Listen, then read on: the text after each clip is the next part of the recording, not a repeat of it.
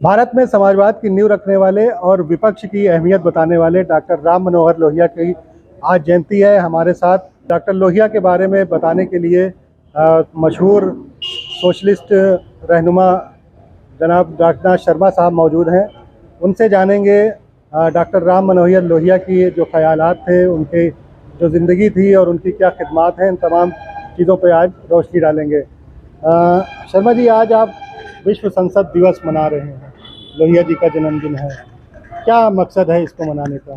देखिए, ऐसा है कि डॉक्टर लोहिया के जो विचार थे वो उनका विचार था कि कहीं भी एक अंतर्राष्ट्रीय सीमाएं हों। जी, राष्ट्रवाद नहीं।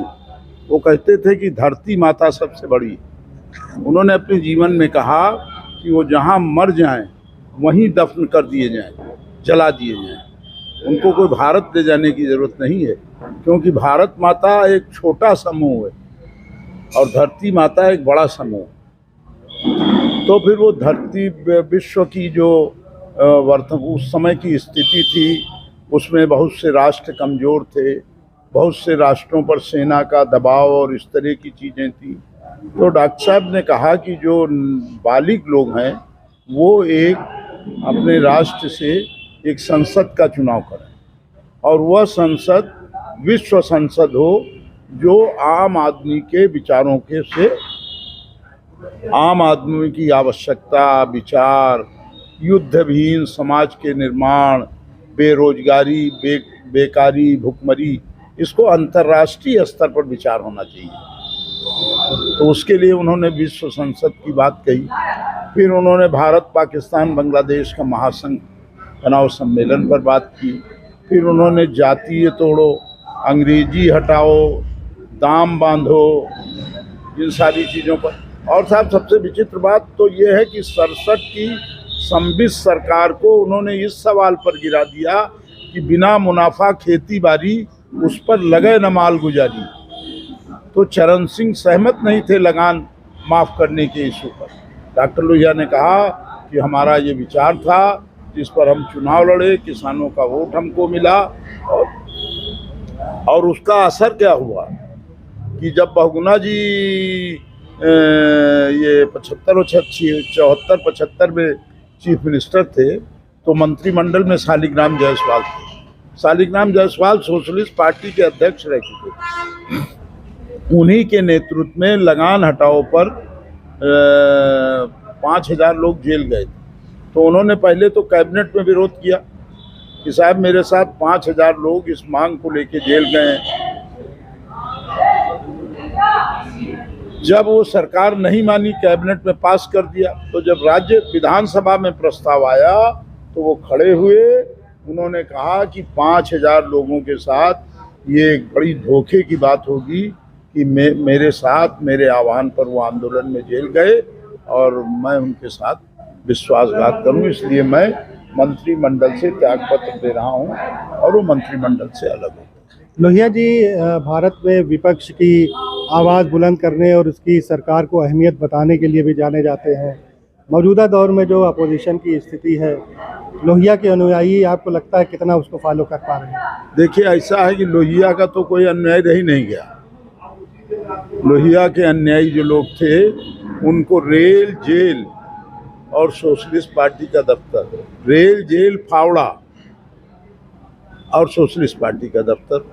तो आज जो लोग भी पकड़े जा रहे हैं, गिरफ्तारियां जिनकी हो रही हैं, वो सारे लोग करीब करीब इसलिए पकड़े जा रहे हैं कि आय से अधिक संपत्ति, ईडी मुकदमा देती है, मुकदमा सुप्रीम कोर्ट में जाता है, हाई कोर्ट में जाता है, तो वहाँ तो वकीलों की विवेचना होती है ना। फिर न्यायाधीश देखता है, अगर ये निर्दोष लोग हों तो तत्काल इनको जमानत मिलनी चाहिए। तो इतनी संपत्ति लोगों ने इकट्ठा कर ली कि डॉक्टर लोहिया के पास 2 धोती थी, 2 कुर्ता था। आज जनसंदेश में मेरा लेख निकला, उसमें उसका रेफरेंस होना चाहिए, समझे आप। तो एक विषम स्थिति ये है कि आज जो वर्तमान स्थिति है इसमें लोहिया के विचारों पर चलना बहुत कठिन काम है, इसलिए उसको लोग कर नहीं पा रहे हैं। और हमारा आंदोलन है जिसने कांग्रेस को इस देश से सत्ता से हटाया। 67 में डॉक्टर लोहिया ने कहा कि सारे हिंदी प्रांतों में गैर कांग्रेसी सरकार बनेगी, और उसका परिणाम हुआ कि 67 के चुनाव के परिणाम के बाद कांग्रेसें टूट गई सारे देश में। बिहार, मध्य प्रदेश, हरियाणा, पंजाब, जितने हिंदी इलाके थे, राजस्थान, इनमें सब में गैर कांग्रेसी सरकारें बनी, लेकिन वो वैचारिक दृष्टि से टूट गई। तो डॉक्टर लोहिया ने जो माहौल बनाया था, तो हमारा संगठन टूटता गया, क्योंकि हमारा संगठन वैचारिक था, संघ की तरह का एक कोई ऐसा वो नहीं था कि हमारी कल्पना कोई हिंदू राज्य से हो या हिंदुत्व से हो। हमारी समाजवाद की कल्पना थी कि कोई व्यक्ति न भूखा रहे, न बेरोजगार रहे, और सबको अवसर और अधिकार प्राप्त हो। तो वो वैचारिक दृष्टि का मामला था, इसलिए टूटता गया। और कांग्रेस और भाजपा का संगठन जो था वो एक दूसरी प्रकार का संगठन था, तो उन्होंने एक बड़ा संगठन बनाया, और हमारी जो कांग्रेस की टूट थी उसका लाभ उन्होंने, हमारे दल की जो टूट थी उसका लाभ उन्होंने बनाया। वो कोई जन क्रांति के लोग थोड़े हैं, ना वो कोई जन संघर्ष के आदी लोग हैं, उनका कहीं कुछ है नहीं। लेकिन चूंकि सत्ता पर पहुंच गए, हिंदुत्व का नारा उन्होंने बुलंद किया, और धीरे धीरे मामला। लोहिया जी का जो समाजवाद है, उनके जो विचार हैं, आज का जो दौर है, क्या कितनी और क्या प्रासंगिकता है उन विचारों की आज के दौर में? देखिए, उन विचारों में प्रासंगिकता बिल्कुल नहीं, कहने को है। डॉक्टर लोहिया का कहना था कि जिस आदमी के पास 2 जोड़े से अधिक कपड़े होंगे, वो कहीं ना कहीं विचारों से समझौता कर रहा है।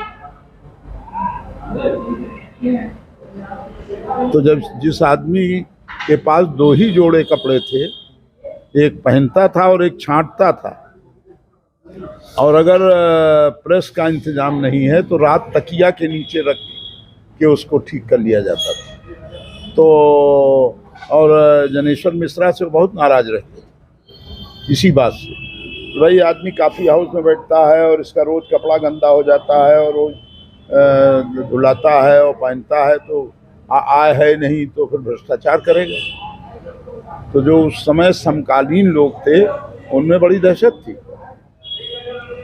जो लोहिया जी के सिद्धांत हैं, जो उनका समाजवाद था, कितना आप ये उनका क्या भविष्य देख रहे हैं?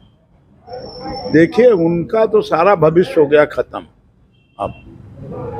अब पढ़ना और विचार करना, लेकिन अगर इस देश में इस व्यवस्था के प्रति कोई बड़ी क्रांति हुई तो उस क्रांति में डॉक्टर लोहिया के ही विचार इसलिए माने जाएंगे कि जब जयप्रकाश नारायण से पूछा गया था संपूर्ण क्रांति के आंदोलन में कि संपूर्ण क्रांति का मतलब क्या है, तो उन्होंने कहा कि डॉक्टर लोहिया की जो 7 क्रांतियां हैं वही संपूर्ण क्रांति है। तो दार्शनिक और वैचारिक दृष्टि से डॉक्टर लोहिया के अलावा कोई आदमी नहीं। अभी आपने कहा कि राजनीति करना आज आसान नहीं है, और विचारधारा को फॉलो करना जिस तरीके से लोहिया जी करते थे, तो क्या लगता है कि जो राजनीतिक विचारधारा है और उस समाजवाद की जो असल विचारधारा है, उसमें अब बहुत बड़ा फर्क पैदा हो गया है?